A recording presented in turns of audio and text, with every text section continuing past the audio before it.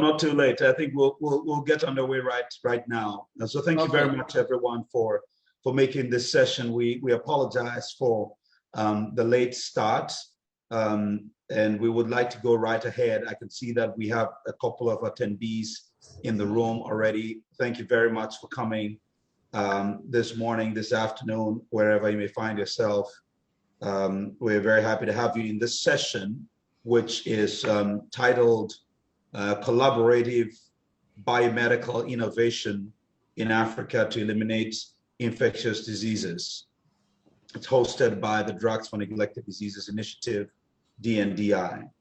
Now, as you'd all know, innovation in biomedical research is critical and has been growing quickly across the African continent. Never a time like now has biomedical innovation been so critical to providing solutions by way of drugs, by way of vaccines and diagnostics to address infectious diseases, particularly those that affect the poorest of the poor across the continent of Africa, which we have known as neglected tropical diseases. Over the past 2 decades plus, there has been a lot of collaboration towards these biomedical innovations, collaborations towards funding, collaborations towards the research that would deliver these drugs, vaccines, and diagnostics. And today, we're going to hear from panelists, seasoned panelists who are involved on both sides of the aisle, if I can call it that, from the funding through to the actual conduct of the research and how the funders work among themselves together with researchers, our researchers across the globe, particularly those focused on work in Africa, within Africa, Africa-focused, Africa-led research, how they do this work and the successes we have to date and the vision that we have moving forward into the future to provide solutions. And this morning, I'd like to introduce some of our panelists really quickly. And because of time, I'll have to do this really fast. Dr. Monique Wasuna is the director of the DNDi Africa Regional Office, long-time experience with infectious diseases, particularly neglected tropical diseases, trained as a medical doctor. And Dr. Hayato Urabe is the Senior Director of Investment Strategy and Management at the GET Fund. Again, a funder that focuses on a number of infectious diseases, including the neglected tropical diseases, and has provided significant funding, GHIT, to work across the African continent. He'll be speaking to us on some of their strategies and the work that they're doing. Dr. Janet Burianga is a medical doctor who currently works with the African Union Development Agency, NEPAD, as a senior program officer in public health, and she's responsible for coordinating and facilitating the development and implementation of policies on health and medical products. And Dr. Alfred Mubarakisi is an assistant commissioner for health services, vector-borne and NTDs at the Ministry of Health in Uganda. But I will hold on for now because I'll be introducing him properly very shortly.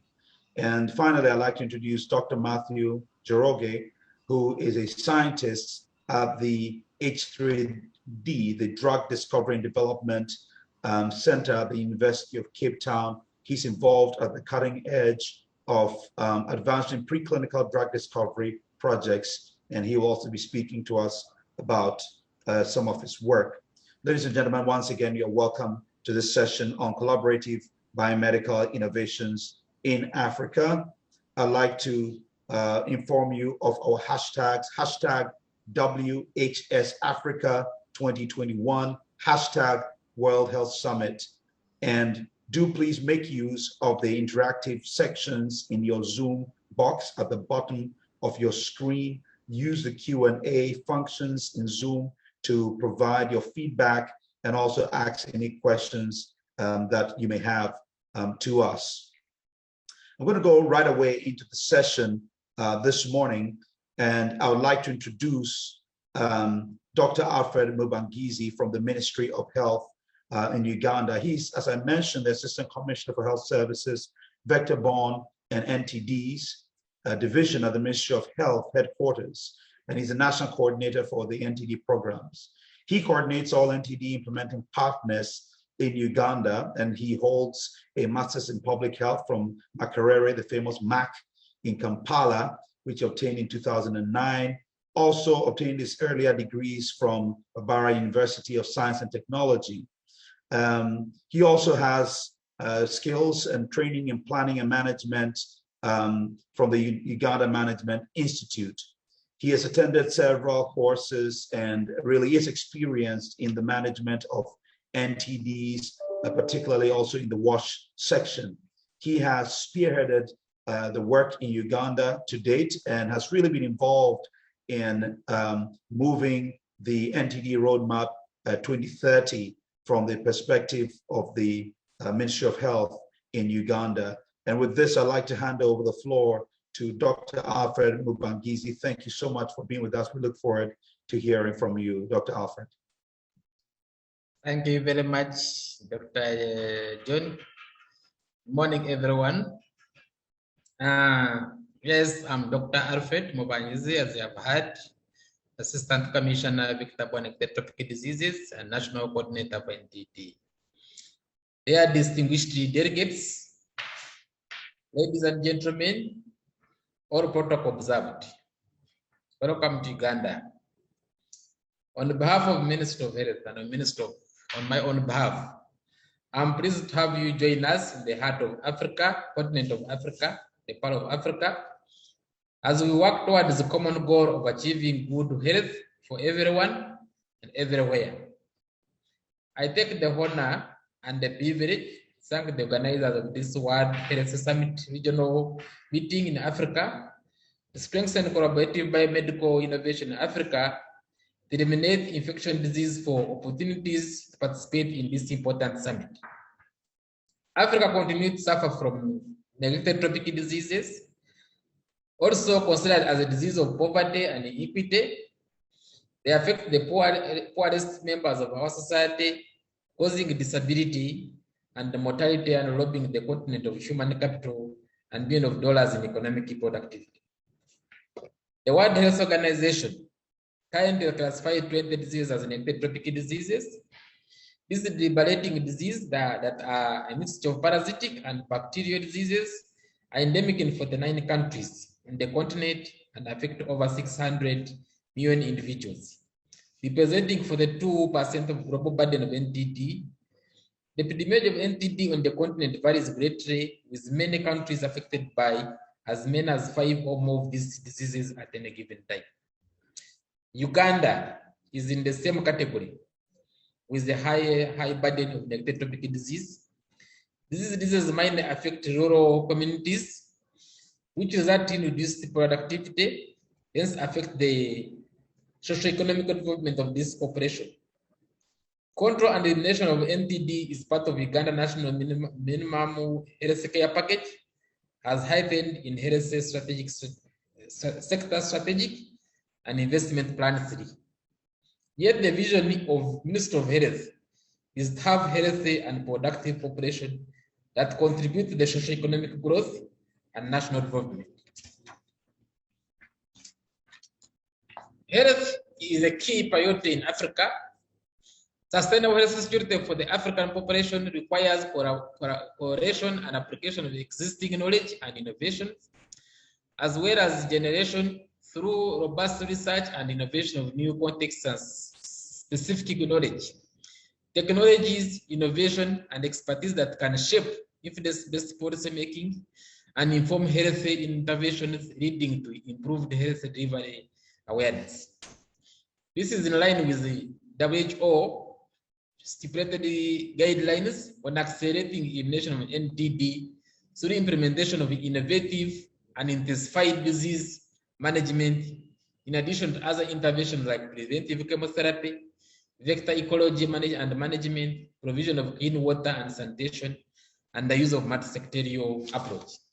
However, this can be achieved if the medicine produced by innovation in medical research are affordable and accessible to meet African priority needs. This will help in achieving the goal of World Health Organization NTD Roadmap 2020-2030 which include but not limited to end epidemic of NTD by 2030, as evidenced by 90% reduction in the number of people requiring intervention against NTD by 2030. The elimination of NTD by either interruption of transmission at national or regional level, or elimination as a public health problem. These include African human trypanosomiasis, Gambians or Coxsackiasis, Leishmaniasis, rabies, soil-transmitted helminths, schistosomiasis, trachoma, and lymphatic filariasis. Drugs for neglected tropical disease, drugs for neglected disease initiative, DNDi, is one of the signatories of London Declaration on NTD, which was signed in the 30th January 2020, where pharmaceutical companies, donors, endemic countries, and NGOs came together, signed a declaration on NTD. Together, they continue to control, eliminate, and eradicate at least 10 diseases by 2020 and improve the lives of our over 1 billion people.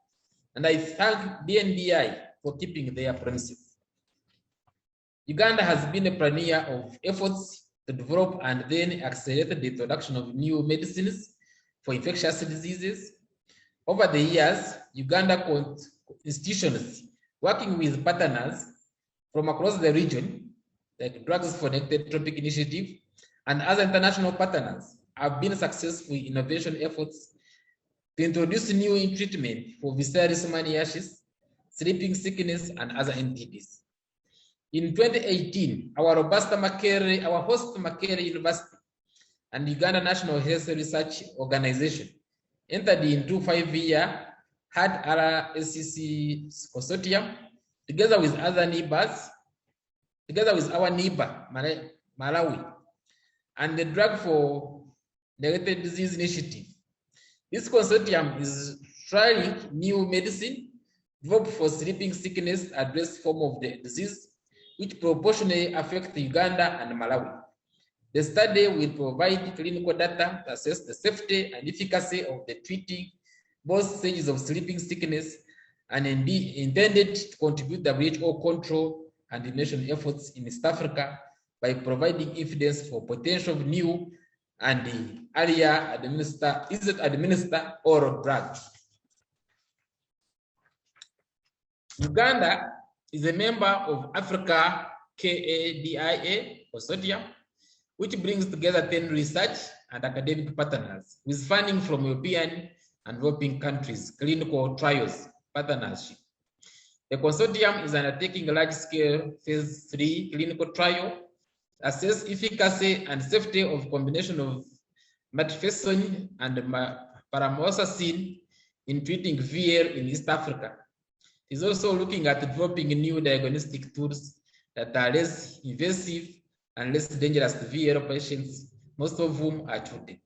Ladies and gentlemen, what we have learned in these remarkable experiences is that successful development and rollout of new tools requires partnership, collaborative, open speed, and end-to-end approach.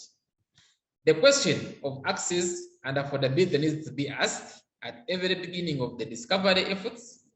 Development of new medicine tools is like a relay race in which each runner must complete their leg, but also must make sure to pass on the baton.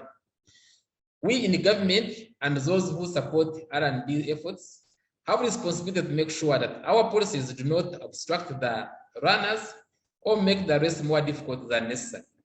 We need to prioritize innovation for infectious disease in national plans, support open and collaborative R&D as well, and ensure there is sustainable financing. I wish a fruitful liberation during this workshop and continued success in delivering new tools that address priority health needs of those suffering from infectious diseases in Africa and beyond. Ladies and gentlemen, it is my pleasure to declare this symposium officially open. I thank you very much.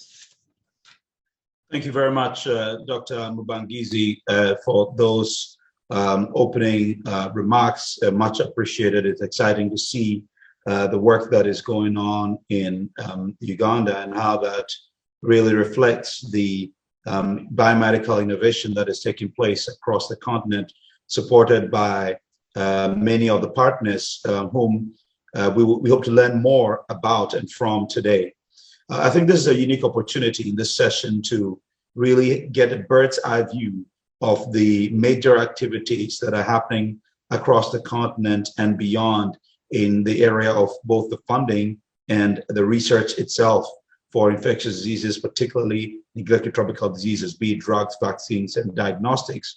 Even those of us in the field sometimes have a tough time keeping up with all the new networks, organizations, entities, and activities. So really, this is a one-stop shop where we hope to really catch up on a lot of what is going on. And with that, I want to begin the first part of this session asking you, Dr. Wasuna, as the director of the Africa office of the DNDi, if you could tell us some of the current innovative platforms that are addressing NTDs in Africa, of which DNDi is a part, some of which DNDi is leading and is supporting. If you could just give us this, we'll say in French, a coup d'oeil of what is going on across the continent. Dr. Wasuna.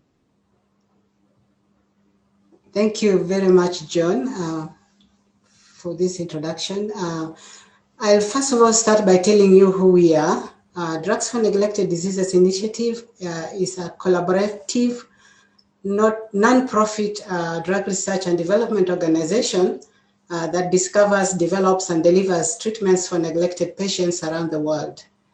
DNDi was created in 2003 by Médecins Sans Frontières, MSF, or Doctors Without Borders, together with 6 other public institutions, including our very own Kenya Medical Research Institute. This was in response to the frustration of clinicians and the really desperation of patients faced with medicines that were ineffective, unavailable, not safe, unaffordable, and had never really been developed at all. So as a way of introduction also on neglected tropical diseases, which for this session I'll call NTDs, Dr. Alfred has already, brilliantly described them, but I just want to say 2 things, that about 40% of the global NTD burden is in the African continent. And therefore, innovation is required because treatments that exist for these NTDs are really have a very low cure rate. They're not easy to use, as I've said before, and there are safety concerns. And NTD really causes millions to be trapped in endless poverty and lead to death. So when DNDi was created in 2003, a strategic decision was made to create disease-specific platforms to help in the innovation for treatments for visceral leishmaniasis that was occurring in Africa. So Leishmaniasis East Africa platform, which I'll call LEAP, abbreviated as LEAP, and the Human African Trypanosomiasis or Sleeping Sickness platform, which I'll call HART. These were created in 2003 and 2005, respectively. So there is also a Filaria platform, but I'll not go into this. For this presentation, I'll just talk about the 2 platforms, that's LEAP and HART. So why did DNDi find it necessary to create the LEAP platform and then also join other partners to create the HART platform? So these 2 are very important regional disease-specific platforms, LEAP and HART, were created so that, we could define needs and contribute to the discussion on the target product profile. For those of you in clinical research, you know that, this TPP, the target product profile, it's a discussion that you have to have well in advance before you even put your drug into clinical trials. You want to know, for example, define the efficacy, the dose, the route of administration, and so on. But who is best able to do this is the wearer of the shoe. So that's why the platforms were very key. And also the platforms were key to strengthen local research capacities. which at the beginning was really fragmented. Some people having capacity and others really having challenges. Also, the platforms were really to carry out or to conduct clinical trials, both preclinical, clinical, and implementation studies. And it was projected in the future to help with facilitate with the registration of the innovation. So the LEAP platform, therefore, was, as I said, was created in 2003, and the countries that were involved were Kenya, Uganda, Ethiopia, and Sudan. And you've heard why they were created. And the LEAP platform had 6 clinical trial sites spread in those 4 countries. And their membership is about 60 members from 20 countries. So well before the creation of the LEAP platform, the treatment for leishmaniasis, which I'll call VL, visceral leishmaniasis, which I'll call for this presentation VL, was an antimonial compound called SSG. And it was the first line treatment given for 30 days. So even in terms of clinical trials, some countries had never done clinical trials before. So the R&D capacity was really fragmented. Diagnostic capacity was not there. Data management was really also poor for decades. And so there was no new treatment that had been registered. So then comes the LEAP platform created by DNDi to be able to innovate and to cut the long story short. I wish I had time, but we were able to innovate two new treatment options for VL patients in the region, using already existing drugs to make treatments shorter and safer and more effective. So we were able to deliver SSG, that antimonial compounds, and paromomycin, PM I call it, for 17 days as a combination treatment for VL. And also we've been able to deliver as a platform plus other partners, liposomal amphotericin B, which is Ambisome, together with a miltefosine combination for the treatment of VL and HIV co-infection. So if we move to heart, is, on the other hand, was founded in 2005 in Kinshasa, DRC, with over 120 members in the platform from about 20 institutions. And just like the LEAP platform, the narrative was the same, was to innovate and to strengthen capacity and so on. So to cut a long story short, the heart platform also had two innovations that were delivered. The nifurtimox eflornithine combination therapy, that's NECT, which is also included in the WHO list of essential medicines for treatment of stage 2 African sleeping sickness. And in 2018, fexinidazole, which is an oral treatment, was also innovated and delivered, and is registered in the DRC for the treatment of the sleeping sickness. Other studies for specialized groups are currently ongoing with fexinidazole. So that briefly is about the two platforms and briefly what we're doing. Thank you, John. Thank you very much, Dr. Wasuna, for that. It's exciting to see what DNDi is doing. And with that, I'd like to move to you, Matthew.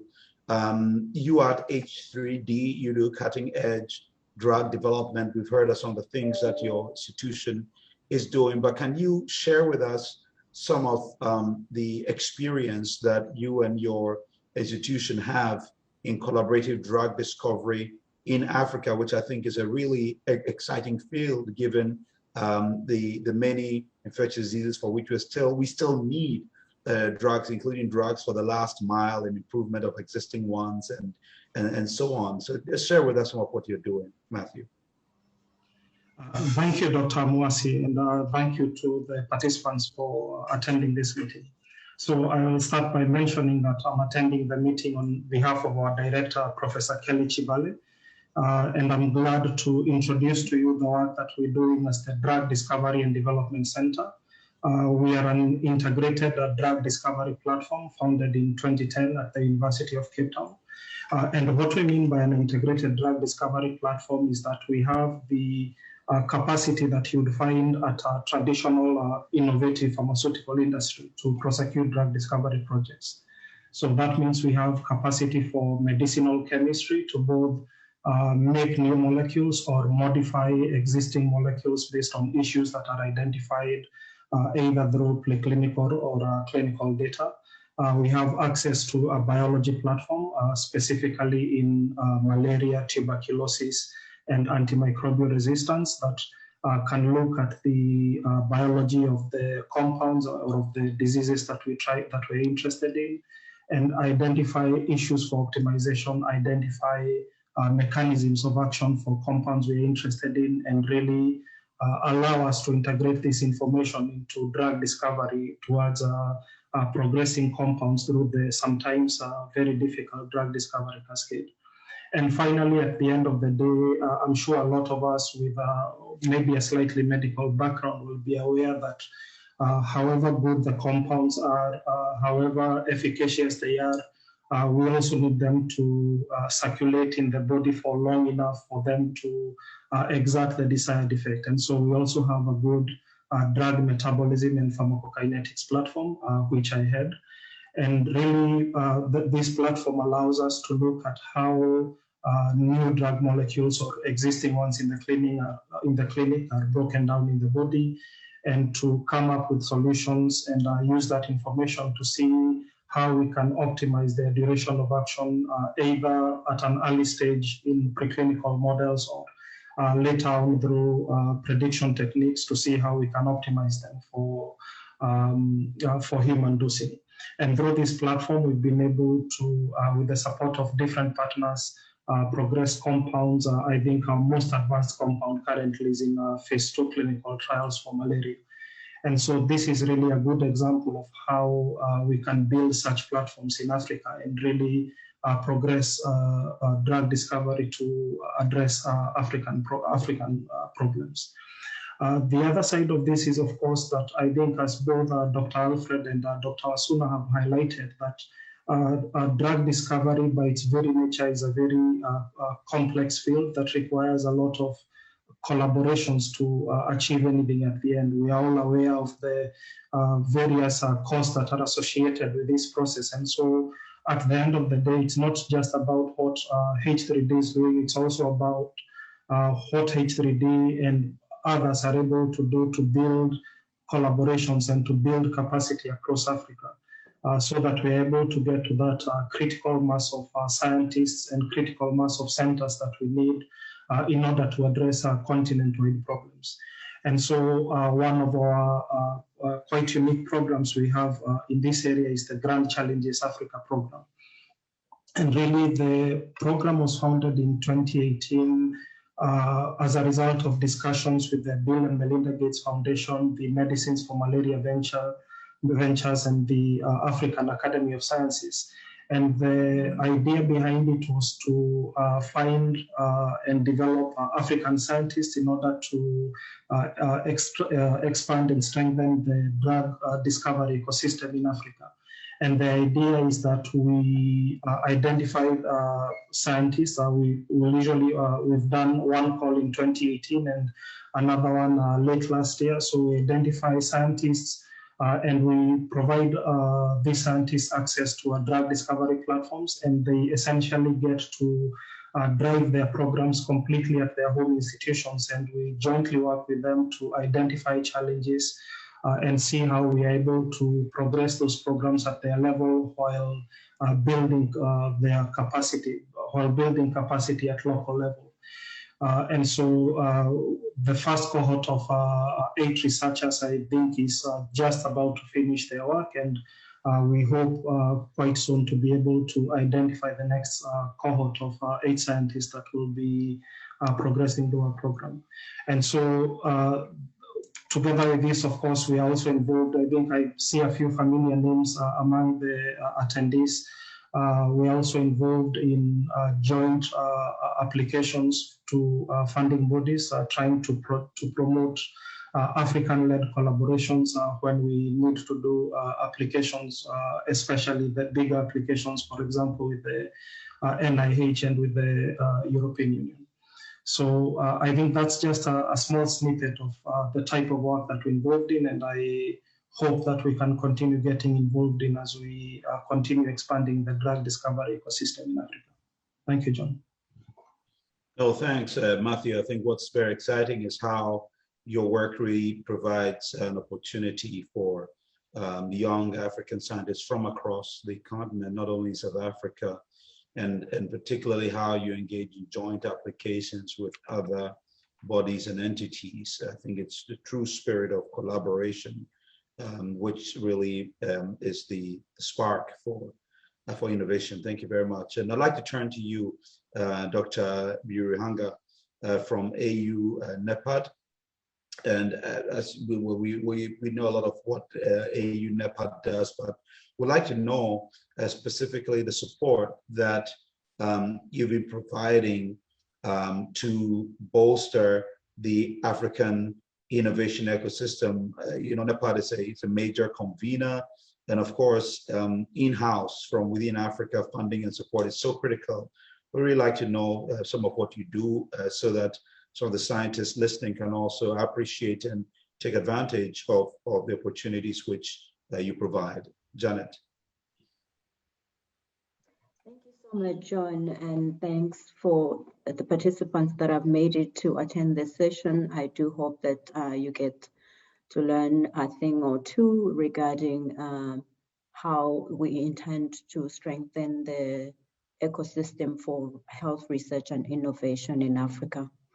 And particularly this discussion, I just want to mention that within the African Union's Agenda 2063, the Africa that we want, the AU has an aspiration for African people to have a high standard of living, quality of life, sound health and well-being, and an assured health security.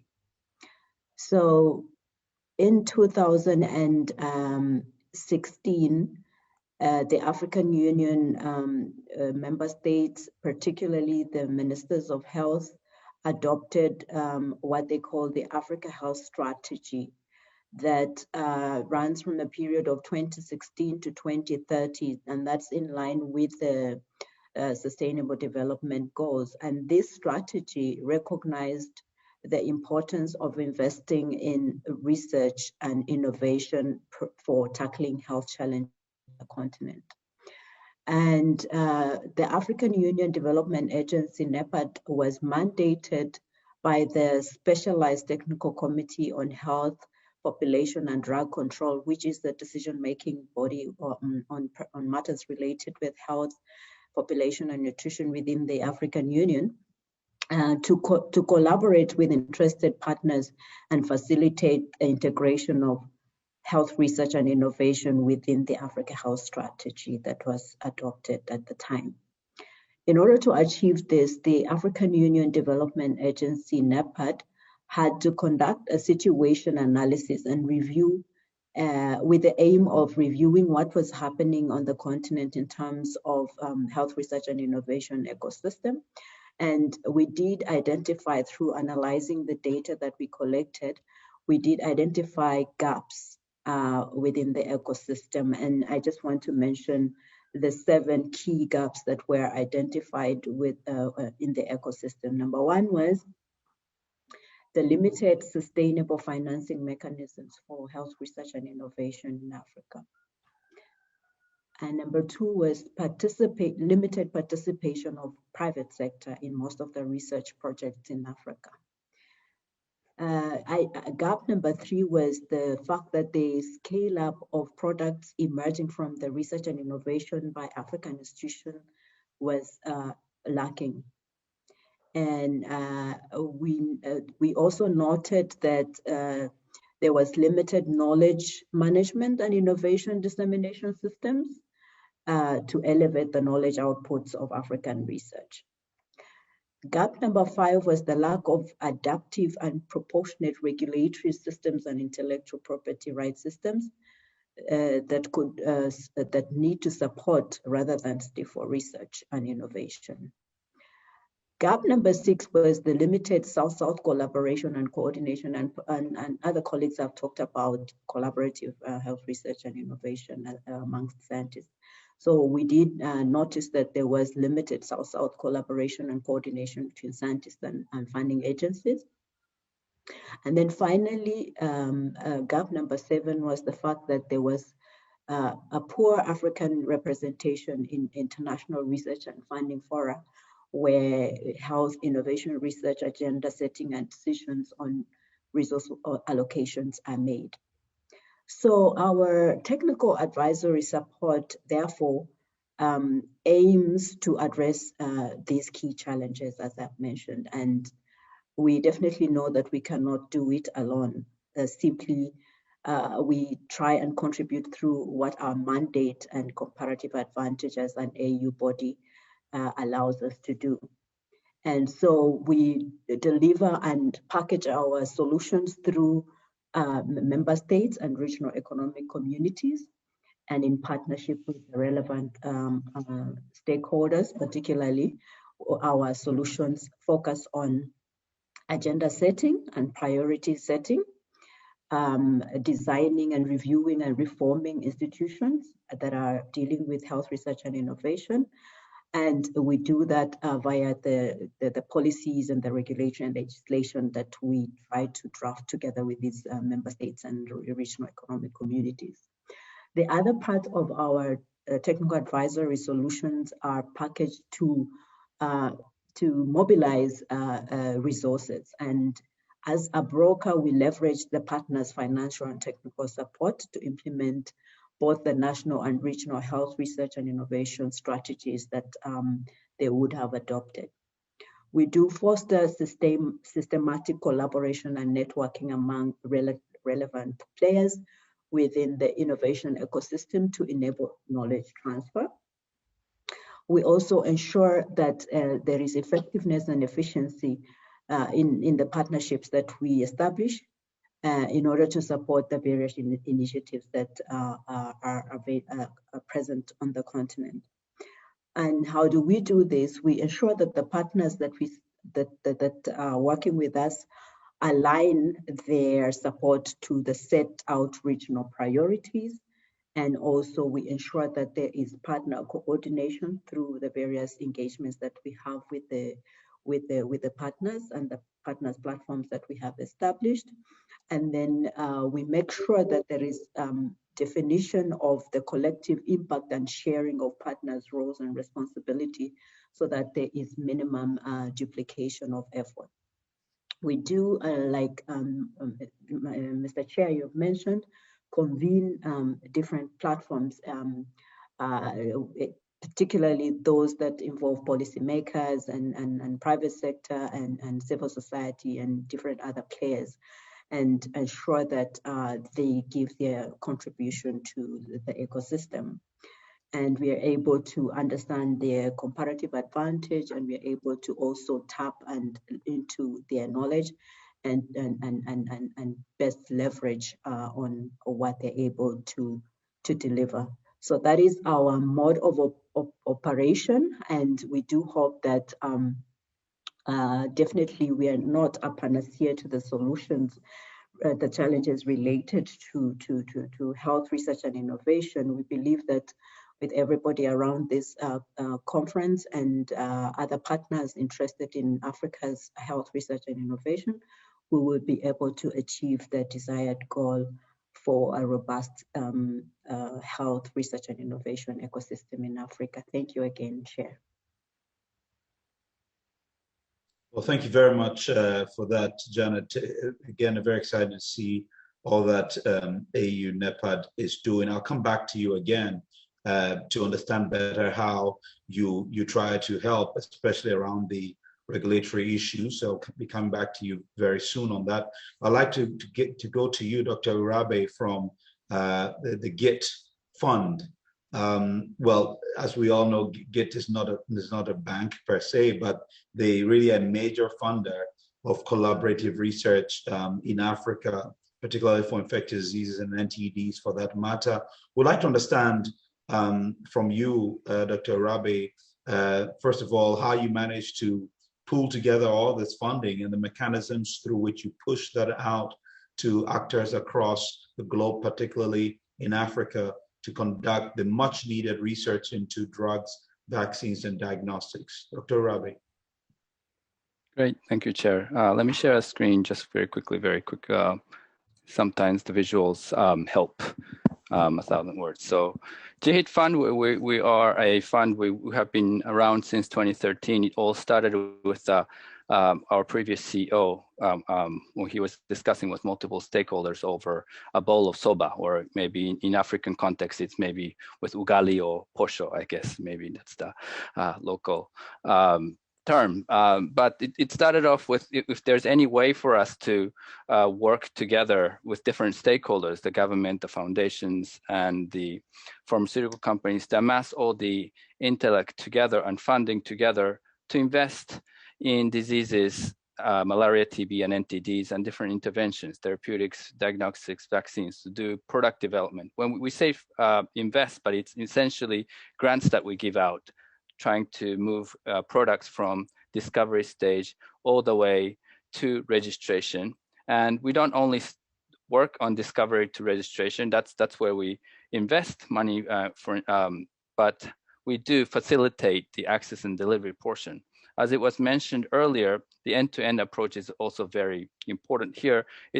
Discovery, if you only work on discovery without really considering the access and delivery piece, it's not really going to really help those people who are in need. And also there was another comment with regards to getting the TPP early. I think it was Dr. Wasuna's point, start well in advance, the R&D. We do that by looking at research and development.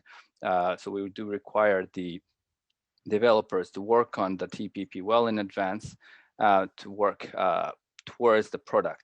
And as I said, we are a public and private partnership. So we do work with a public sector, namely the government of Japan and UNDP. We do have a lot of connection there in the public sector, and the private sector, which are mainly pharmaceutical companies, both Japanese and global. And then the rest 25% contributed by Bill and Melinda Gates Foundation and the Wellcome Trust. So it's an amalgamation of 3 different parties working together to help these product development.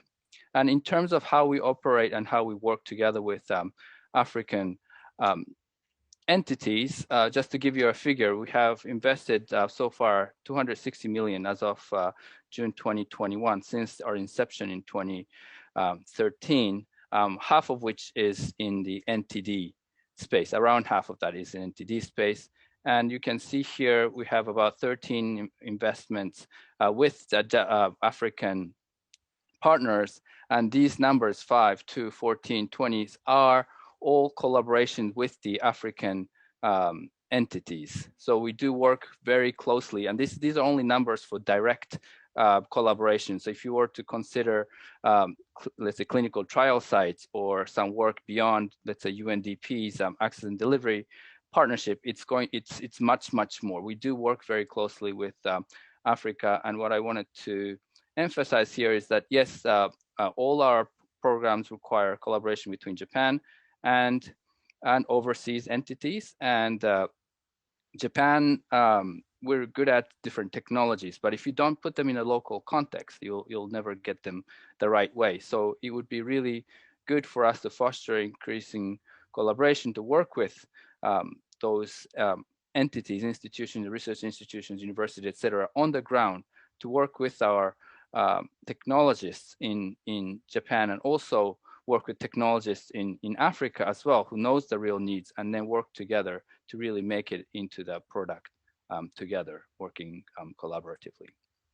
So with that, thank you, Chair. I'll pass back to you. No, thank you very much, Dr. Rabi, for that. It is great to see the millions that have been so judiciously pushed out and have actually provided us with good results. Because of time, I'd like to go on again, this time back to you again, Dr. Biruhanga. As I mentioned to you, the work you do is so critical, because you do also address issues of ethics and regulation and harmonization of these, the different regulations that exist across countries on the continent sometimes become burdensome and a hindrance to research. Issues around IP, and we've all heard some of the horror stories around IP either being taken away without proper acknowledgement or becoming a hindrance or a blockade to being able to innovate, even though the tools exist. So can you tell us some of what you've been doing at AU-NEPA to support in this area? Thank you again, Chair. So again, as our modus operandi demands, we employ a regional or continental approach in our efforts to support member states. And we have continued to engage the national regulatory authorities to ensure that they strengthen the regulatory systems for medical products. And through the African Medicines Regulatory Harmonization initiatives, we have drafted and had the member states through their regional economic communities where they belong adopt harmonized guidelines. And these harmonized guidelines are used by the individual countries within the regional bloc.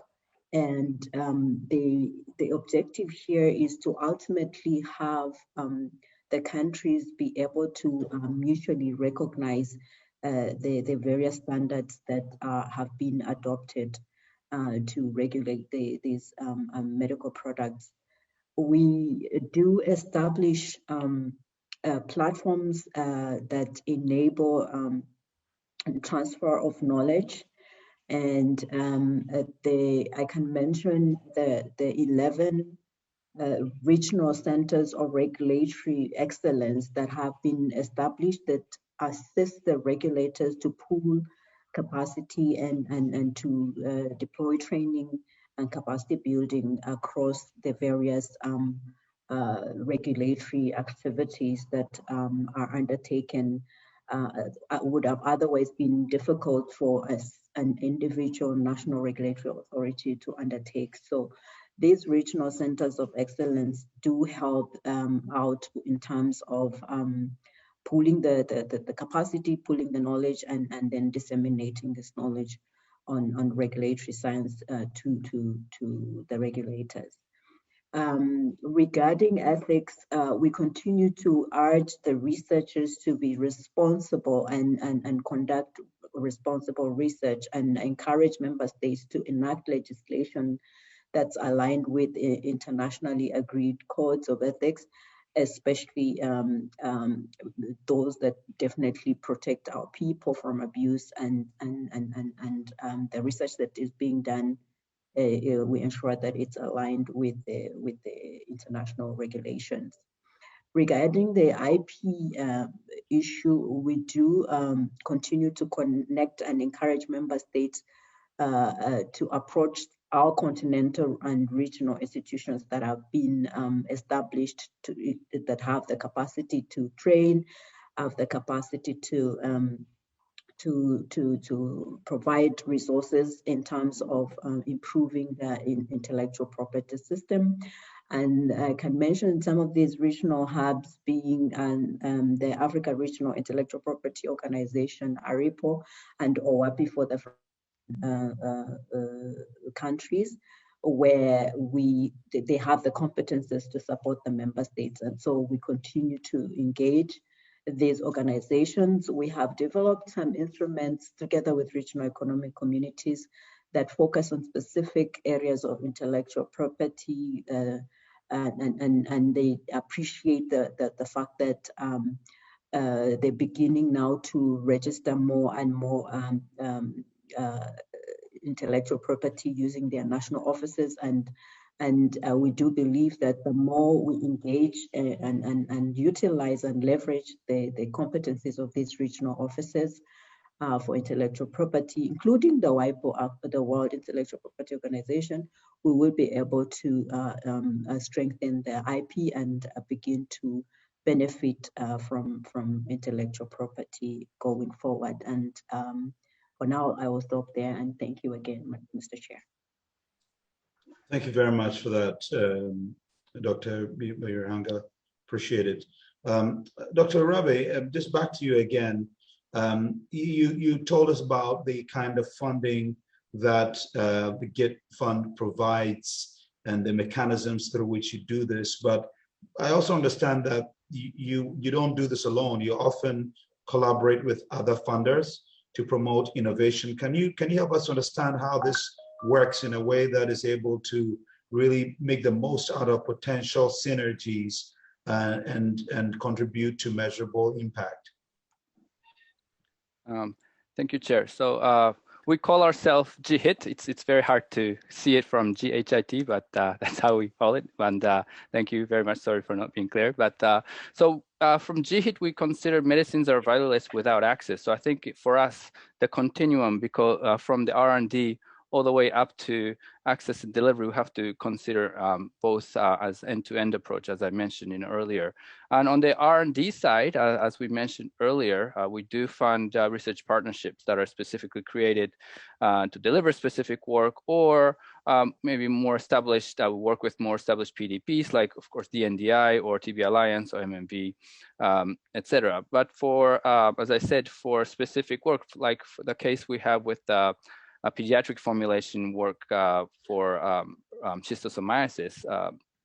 That one we work with places like Kemri or University of Poitiers from Ivory Coast, etc. So for R&D side, we do have these different partnerships where we can actually get different funding from different sources.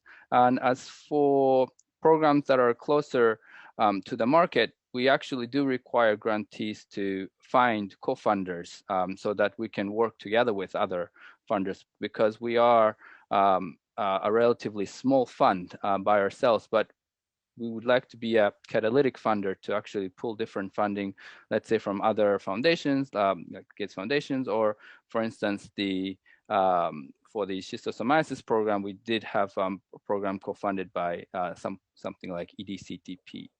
And also for the programs that are closer to the market, we do have what we call a top-down approach, where we do look at the landscape of funders, and we try to bring all the innovators and funders and access stakeholders together under this platform called Uniting Efforts for Innovation, Access and Delivery, which we started in collaboration with UNDP and the government of Japan in 2019. So that's a top-down approach. And of course, the bottom-up approach is more to do with working directly with the groups that are the grantees and trying to find out ways to connect and accelerate the program development by either us getting into different conversations to stimulate and facilitate the conversation going forward, and or basically connecting them with the right stakeholders. So I think it is the importance of coordination with other funders is incredibly important, and we always tell our grantees to try to use us to try to connect with different stakeholders so that we could be a catalytic funder in order to bring in more funding in order to accelerate the program to help reach the patients very quickly. So yes, those are the points that we're trying to work with, but basically getting the funding stakeholders all come together on one table and then work together to find solutions together. Thank you, Chair. I think it's critical knowing that there is not additive but synergy or synergistic power when major funders like GHIT and others come together, and we do see the results. We're hoping to see more of this and really take full advantage of these synergies. Dr. Wasuna, I'd like to come to you based on some of the information that funders and conveners like GHIT as a funder and AU NEPAD as a convener have given us. What are some of the outputs, the real stuff, the successes that we have had based on some of the support that DNDi has been able to receive or also has been able to provide to others. But of course, not only the successes, but some of the challenges that have been faced along that pathway. Perhaps you could use the LEAP and the HAT platforms as classic examples of these.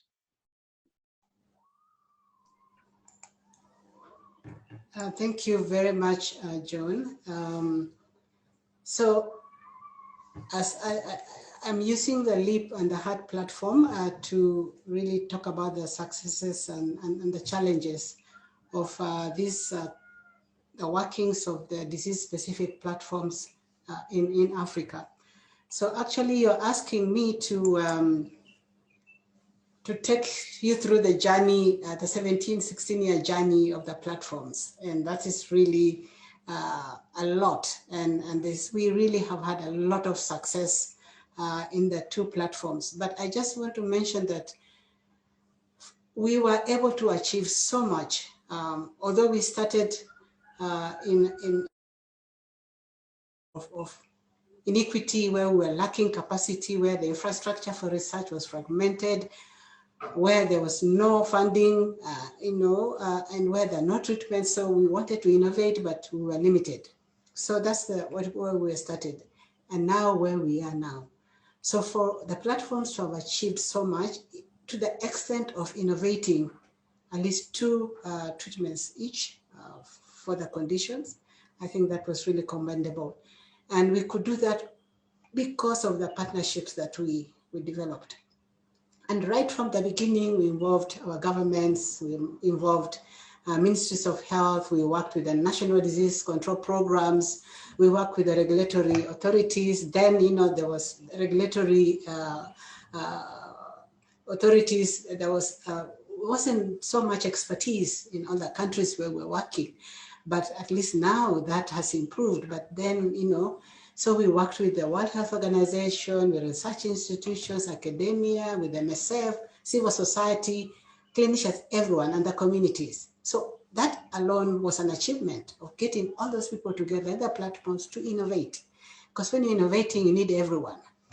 And so we were able to consolidate and strengthen existing research and development capacities, and also started even to get involved in access to treatments, because it's not useful to innovate and the patients don't get the treatment. What are we doing? So we are also starting to involve ourselves in access. So this was a forum also to be able to promote scientific exchange and sharing of knowledge. So in fact, we brought scientists from, say, for example, within the LEAP platform, scientists from Sudan who were well versed with clinical trials, came all the way to Amudat and took the doctors there and the researchers through what it means to do a clinical trial, what must you do, and training. And when you mentor the young scientists, that was really a very good plus for the platforms, because you looked up to a professor who taught you, firsthand. And when you go to read the books, you find that it's an author of some of those books. So this was really a very powerful way of capacity building. And so we were also able to foster South-South collaboration, different countries collaborating, and that was really a very good example of success in the platforms. And we were therefore able to strengthen research capacities in countries. And we were able to ensure that clinical trials were led and driven by African scientists in the endemic countries. So this also gave oomph to the younger scientists. I want to be like Monique, I want to be like Dr. John, I want to be. So that really was a success. But and we did a lot of training as well. We trained a lot of young scientists in terms of specific clinical trials specific trainings, but also a master's and the PhDs, and there are lots of trainings that were done. But going back to innovation, and I think this is really a pride. I'm proud of the innovations that were made in the platforms. So I said before, for the LEAP platform, we're able to innovate. we were able to combine the two treatments, the SSG and promomycin. I defined to you what they were for the treatment of VL in Eastern Africa. And a big trial of over 1,000 patients in the 4 countries, 6 sites, and some sites never done clinical trials before. And you know, when you're doing a clinical trial, these are highly regulated studies, both nationally and internationally. So everybody must be on their toes. So we were able to really carry out meticulous research and delivered the combination treatment for 17 days. And compared to the SSG alone for 30 days, which was the only treatment then for VL in the region. And WHO looked at the data and they were able to recommend our innovation as first-line treatment for VL in the Eastern Africa. So that was really a big success for us. And this has been adopted into a policy change has been made, the revision of guidelines for VL treatment in those countries have been done, and this treatment has been adopted. And also it's in the essential medicine list for this country. So that's a big plus. And I also had mentioned the HIV VL combination, co-infection, which we also have innovated together with the partners in everything we do in DNDi. So even if I don't say partners, just know that there are partners in there.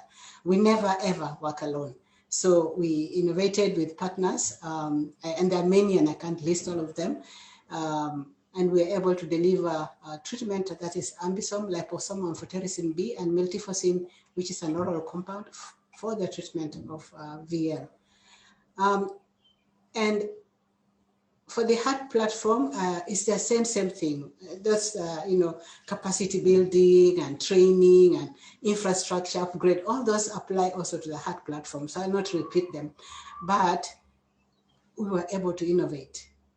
In the NECT, as I said before, and in the fexinidazole. Fexinidazole is a new chemical entity, a new drug altogether. We started from scratch, and we were able to treat patients with sleeping sickness and able to show that a 10-day treatment was enough to cure them.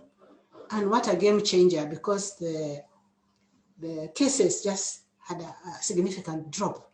And now the sleeping sickness is the last mile. And even then we are innovating. We are trying to find a magic bullet, one drug that will, completely cure the sleeping sickness. So that's where we are, and the studies are still ongoing, using fexinidazole in specialized groups, but those are the innovations. So maybe briefly, John, just 2 minutes, I talk about the challenges.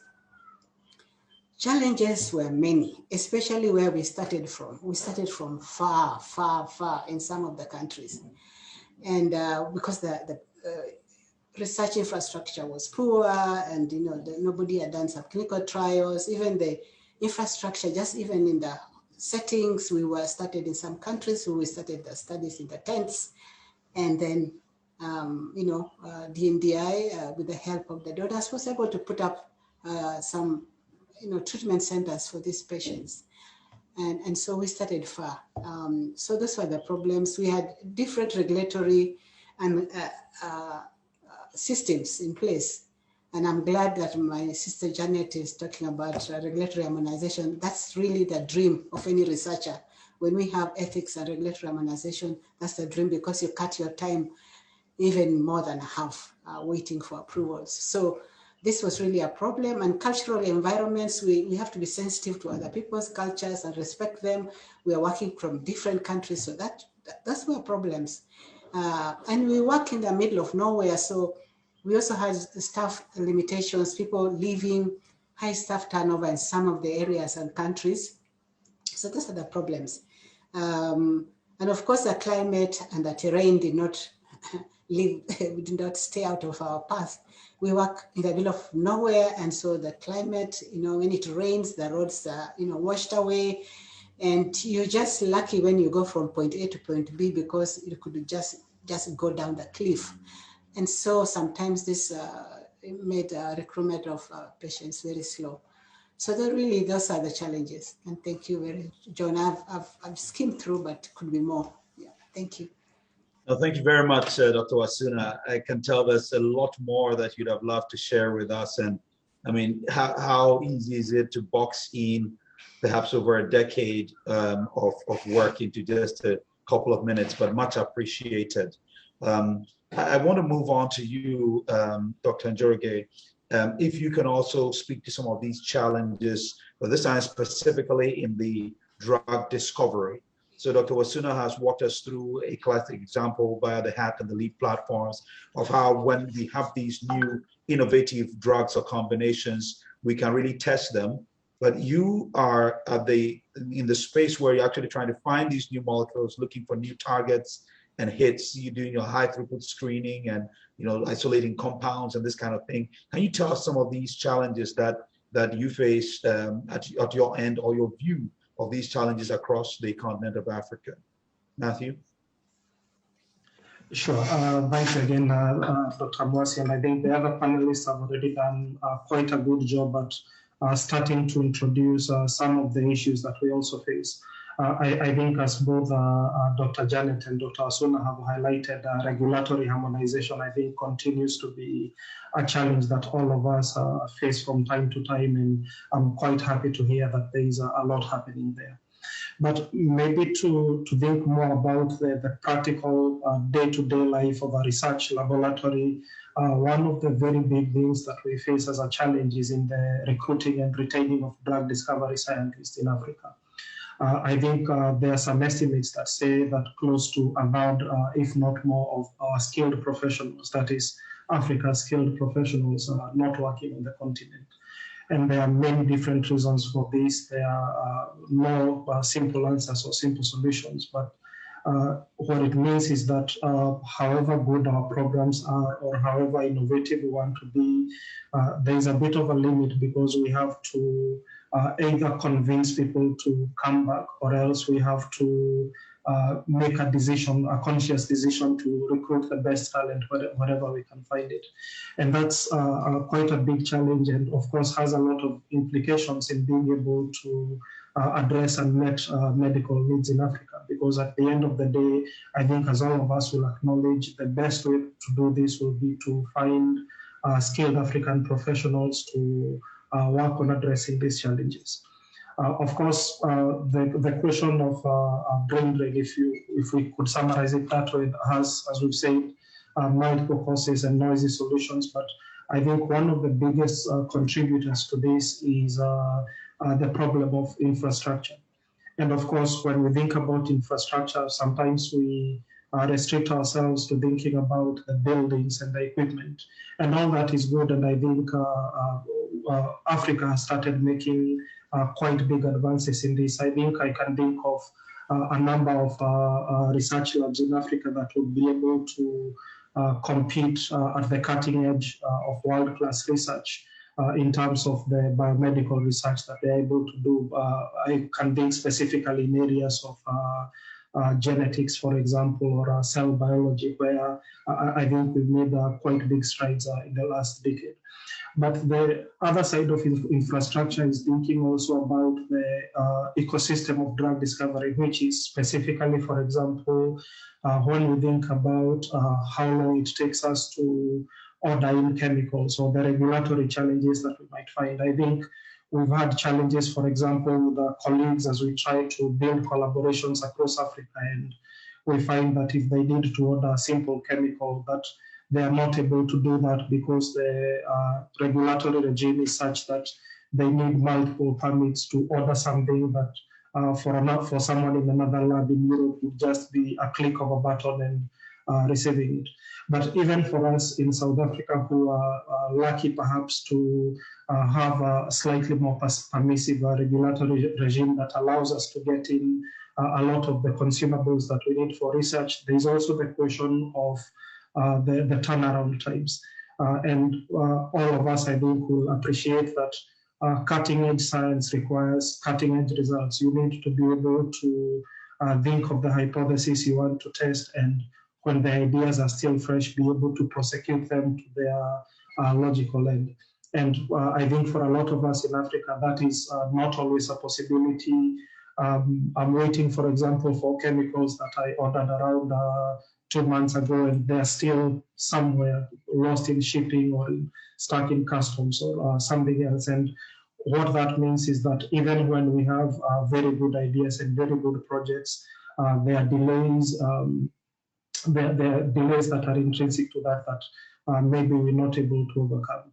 And here again, there are no easy solutions, but it's something that will require essentially a critical mass of research centers, because if you think about this from the other point of view, which is from the commercial providers' point of view, it doesn't make sense for them, for example, to have warehouses in Africa full of a certain chemical if only one lab in Africa is going to be ordering that.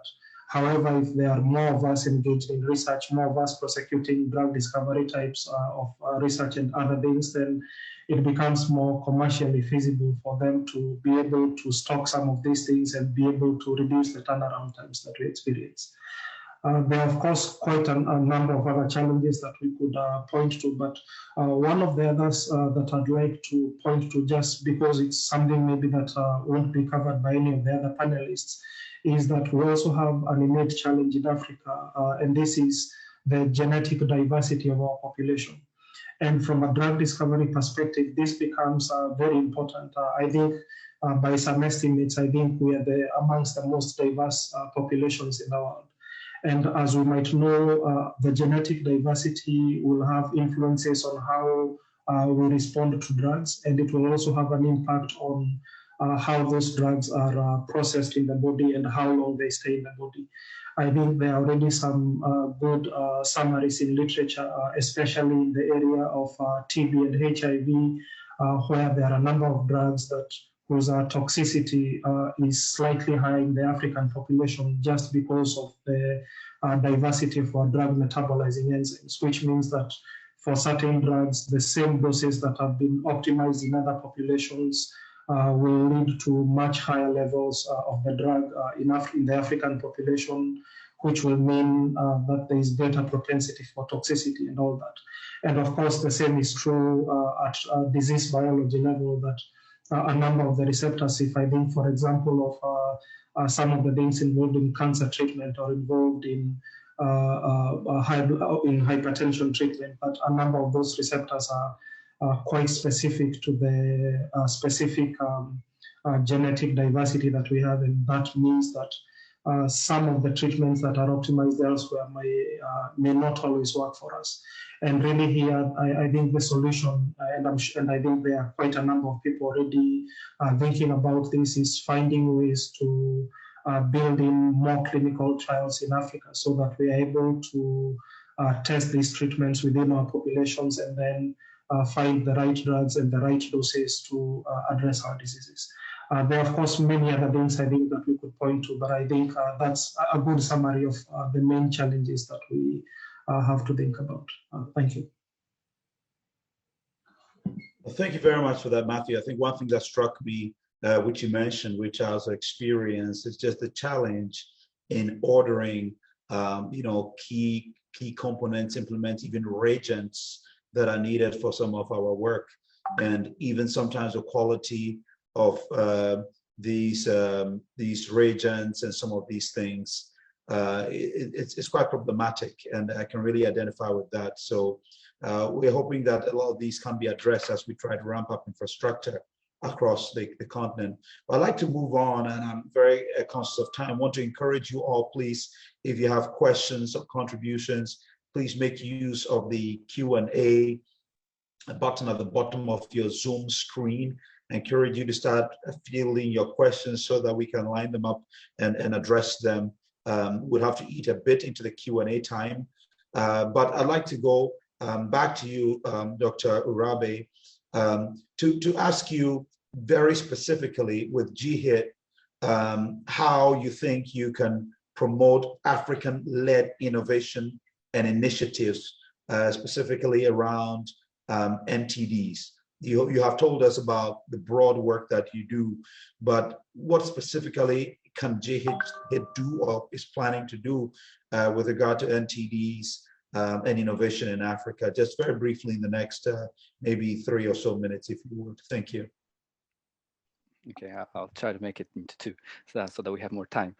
So in terms of Jihid's contribution, as I said, I guess we're here to make to form innovative partnerships. So if it's collaboration between Japan and Africa, I think that's something that we could definitely foster. We would like to also promote need-based research, considering the TPP and having this end-to-end considerations from the beginning. And that's something that's only possible in collaboration with the local context. The African-led innovation has to work with the Japanese technology providers who may need a little bit more guidance from their technology standpoint to fit into the local context. So working in the need-based approach from Africa, and that's one way that for us to form the partnership. And also in terms of, in addition to forming technological partnership, I think what we can contribute is more to do with catalytic funding. As we said, as we are connected from different types of funders, different types of pharmaceutical and different types of international organizations, trying to use us to leverage more funding to be channeled into these efforts, so that the African-led innovations would be sufficiently funded to progress on their researches that are taking place. And also, just last point, I think with regards to the local sense, if there are ways for technology providers in Japan to access some of the samples from the local, and that could be something that really could accelerate the programs going forward, because it's sample access is very difficult from perspective from the technology providers in Japan. So combination of technology and funding, and maybe on the side note, the sample access. I think those are something that we could work together with. Well, thank you very much for that, Dr. Rabi. As you can tell, I mean, this is a very direct question at you, because we're always interested in, specifically what GHIT will be able to do to ramp up. And I know GHIT has very good plans for promoting African-led innovation, and we're really looking forward to some of these. Dr. Gerogi, I want to come back to you again regarding how you see the future of drug discovery in Africa. There's still many neglected tropical diseases, infectious diseases to be addressed across the continent. There's now COVID, and still several other issues which require drug discovery. Even if you want to move away from infectious disease into non-communicable diseases, so many issues, but the landscape is still very nascent. How do you see the future? And what are some of the structures, systems, or actions that have been put in place to help African researchers and institutions to lead this work? As Dr. Wasuna rightly mentioned, that really it is important that those who are facing the problem are involved and at the forefront, actually, of finding the solutions. Dr. Gerogi. Thank you very much, Dr. Mwasi. And I'll start by just reflecting on the fact that we are able to have a panel on African biomedical innovation at the World Health Symposium and attract people such as Dr. Wasuna and Dr. Janet and myself from H3D means that we already have quite a lot of this, quite a lot of the big African-led efforts that are already happening right now on the ground. And that's a big step that maybe 10 years ago would not have been possible to envision. And so in a way, one might almost say that the future is here. That is, we already have quite a number of these organizations and universities and other private sector-led efforts that are already trying to address issues in drug discovery and biomedical innovation. And I think in reflecting about the future, I would say that we have quite a bright future in drug discovery in Africa. Sometimes the fact that we are just starting off on the journey could be a disadvantage, but it's also an advantage because it shows the capacity that we have for growth in this area, and really the number of opportunities that are just waiting for the right person or the right project or the right resources in order that we're able to prosecute them successfully. And then in thinking about how we meet this challenge of the future and make sure that we continue leading biomedical innovation, I think one of the things we need to think about is how to foster better collaboration between African institutions. I think there is a lot of room, and maybe this also needs a lot of reflection on whether we want to have efforts in parallel or where it's better and helps us to build a bigger critical mass by combining some efforts. And so it's something that requires reflection, especially because a lot of times when there are opportunities with for North-South collaboration, for example, it makes more sense to have an African-led collaboration, for example, competing for this and able to offer solutions right from the biomedical level of, say, cellular biology and going all the way into clinical trials and marketing and all that. And I think if we are able to build these collaborations and find the proper projects to compete for them, I think we are potentially able to move drug discovery quite a bit. The issue of regulatory harmonization, I think, has already come up. And from a drug discovery scientist perspective, I think the main thing to think about is, I think, as the other panelists have brought up, the fact that we want to be able to, once we come up with these innovations, to develop them under similar regulatory frameworks, because again, that is could be one of the potential bottlenecks in the process. And then right at the beginning, Dr. Janet mentioned the limited involvement of the private sector in Africa in contributing to research. And this is partly on the private sector side, perhaps partly on the government side and partly on society side, but we all need to find ways of being more engaged in supporting research that addresses unmet medical needs.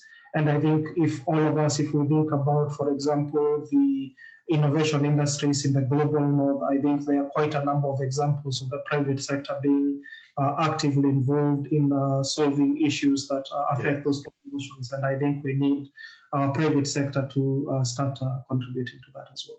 Thank you. Sure. Thank you very much for that, Matthew. I'm cognizant of time. I was actually enjoying it so much that I almost lost track.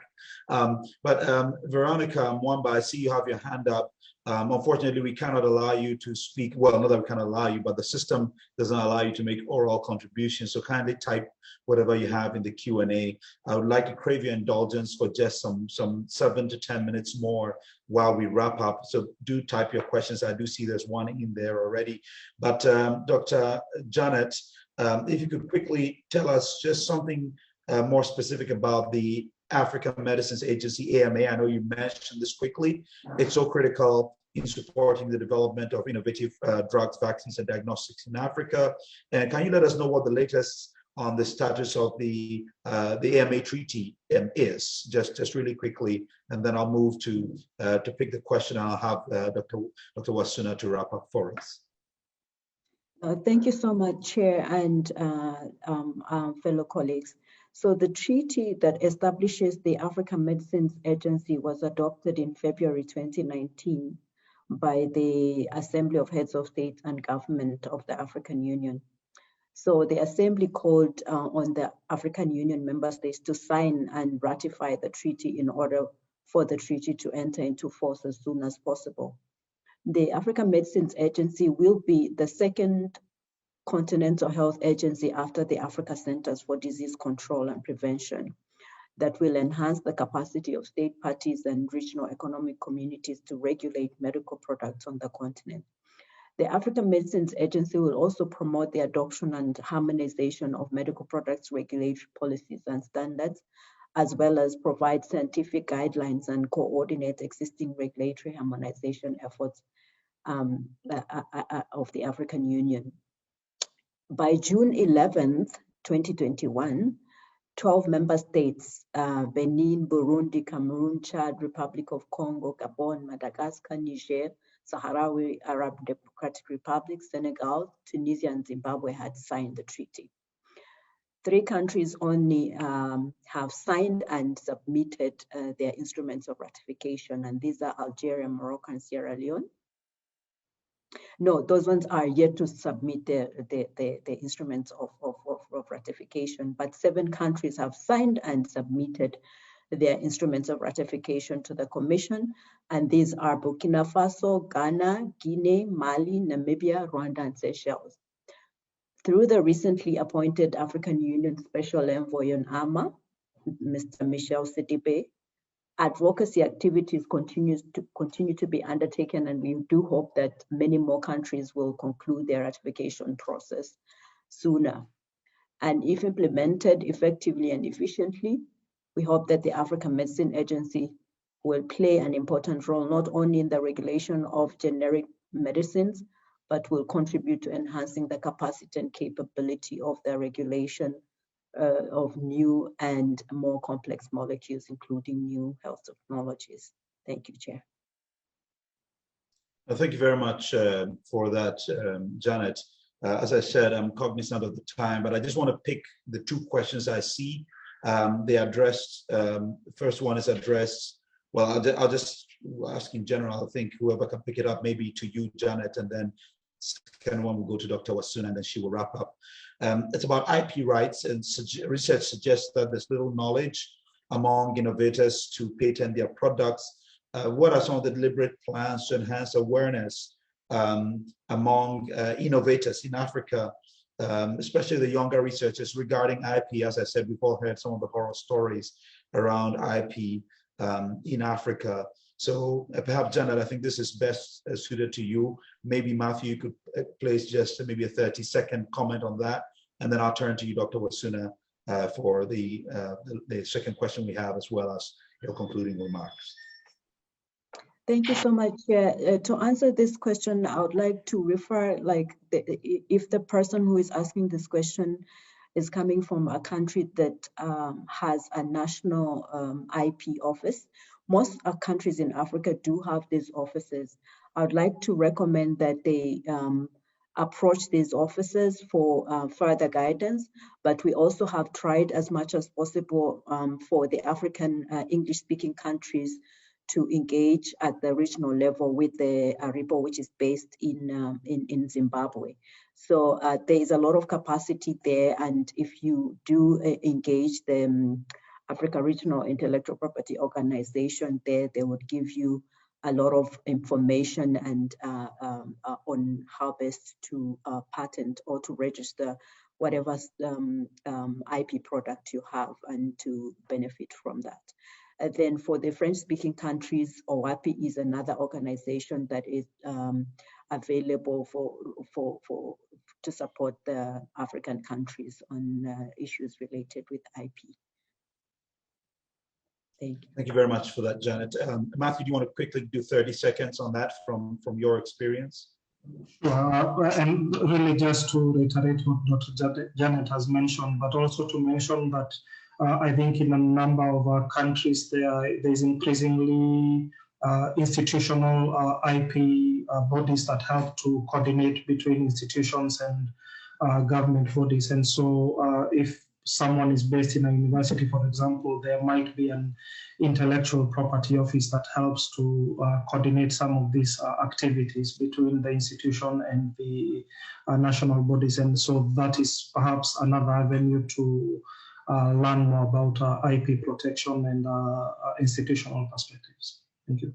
Thank you very much, Matthew. Much appreciated. And to you, Dr. Wasuna, what procedures do you put in place in order to ensure that the data and other research materials generated are available to other researchers, especially the younger ones starting their career? Of course, we know the usual publications and reports and so on, but are there other avenues through which upcoming NTD researchers are able to learn of some of the things that DNDi and others are doing in infectious diseases research, particularly NTDs? And if you could also take the opportunity to tell us a bit of how or what can be done for African networks and African countries to play an even more responsible role in innovation at the global level? Thank you, John. So if you allow me, I will start with, the last question first. As I mentioned earlier, 40% of the NTD burden is borne by Africa. So we in Africa, we need to style up, and our leaders specifically really need to style up, and they need to prioritize innovation, and also need to have in their national systems, implementation plans and national development plans in place for NTDs. And I know they're working hard, they've done so much already, but it's like a child, when you're giving something, you need more. So we need more from African leaders. We really need more so that we can have development of new tools, like diagnostic tools and treatments for NTD. As I repeat it again, we need better tools for testing and treatment. And we will need, for example, if you take diagnostic, we need a rapid diagnostic test. You just take your sample, you see the color, it's positive, it's negative, done, bingo. So that's the sort of thing that we need, simple, that can be done in places where we work, which is really in the middle of nowhere, where people are suffering in silence. So we need our leaders to support this. And we also call on donors to be able to, put money in efforts like this, where, Africans are coming together, working together, and, prioritizing the needs of the people. But, we lack funding because there are competing interests from our governments. Understandably, they have so many other things to take care of. So if our friends will be able to come forward and support this, I think that we'll be able to achieve the NTD, WHO NTD Roadmap 2030. So we also need really to ask our government to foster an enabling environment for joint initiatives that strengthen capacity to be able to innovate, and being able to engage communities in affected areas of NTDs. These are usually conflict zones. I mean, if there's conflict, how can that be an enabling environment? So really, this call to action to our governments to be able to provide that environment for the community, so that communities can also participate in innovation. Also, I think sustainability of the R&D innovation is key, and also access. As I mentioned before, we can't innovate and then people have no access. So this is also a call to action, that can our governments put money into sustainability of our innovation, and can our friends help us? So I think that if we cannot protect the past decades gains against NTD, we will not be able to reach the WHO NTD roadmap of 2030. And so we need everyone. We need public leadership. We need cooperation, partnerships. We need everybody to be determined, to be passionate. And we need mentorship. Young people, where are you? We need everyone. So we need everyone to come together for us to succeed. So this is call to action to our governments, to AU. Janet, you're here. This is what we are saying on the ground. We need to work together. We have seen in the COVID pandemic, I mean, how Africa has galvanized, have come together, and there's direction, there's leadership. Why can't we do this for entities? If we do not, we will suffer the consequence, because entities will be put aside. So I'm calling all of you to action. So then, thank you for that, John, because really together we shall go very, very, very far. Answering the question asked about, let me just get the question again. it was what procedures do you have in place to ensure that data and other research material generated are available? So, okay, when one does research, you know, you either publish or perish. So usually what we, as an institution, as DNDi, we've made a concert, it's a policy that all our work is in open source journals. They are free, you don't have to pay anything. So all our work you can reach, and you know, you can find it on our website, you can, but we have also gone a step ahead and involved ourselves with data sharing platforms that are existing now. And we're particularly involved with the IDO, which is the Infectious Disease Observatory, Infectious Disease Data Observatory platform, which is you know, headed by Oxford University. And we have provided our data for leishmaniasis, all the clinical trials, so many of them, 11, I mean, we have reached 11, but maybe we do not provided them all of that because we are still analyzing some of the data. But yeah, so we give them the data and, you know, the ways whereby students can go in there and you know, use that data to even, you know, generate more research. So the idea is to just share data and publish where everybody can see your data. And all the clinical trials are registered with the Clinical Trials Observatory. So you can also get exactly to read how the trial was done and what kind of data was collected. So I hope I've answered the question, but the idea is then to publish in open source and have data sharing platforms, which we are participating. Our data center within DNDi also grew from, I didn't mention it, but grew from within the LEAP platform, was created by DNDi, started you know, data management and statistics, and now they're participating in this data sharing platform, and we have now even gone high tech and have electronic data capture, and we are doing very well. So we offer these services. We can get in touch with us. Well, thank you very much for that, Dr. Wasuna. Much appreciated. Unfortunately, all good things come to an end, and we are really past the time. We really want to appreciate you, the participants, for staying with us, even though we've exceeded our time. We had a few technical challenges in the beginning, and so we started late. So invariably, we sort of tried to recover the time that we lost. I can see there's one more question, but because of time, I'd like to ask Lynette, if you're on the line, if you can just provide your email in the chat, in the Q&A section. You can respond to that with your email so that we can provide the response to that question on cutaneous leishmaniasis directly to the one asking. That would be great, please. So if you see the email address, do just send your question to that email and you will receive a response on some updates with cutaneous leishmaniasis. I really want to thank again you, Dr. Urabe from GHIT, all the way in Japan, Dr.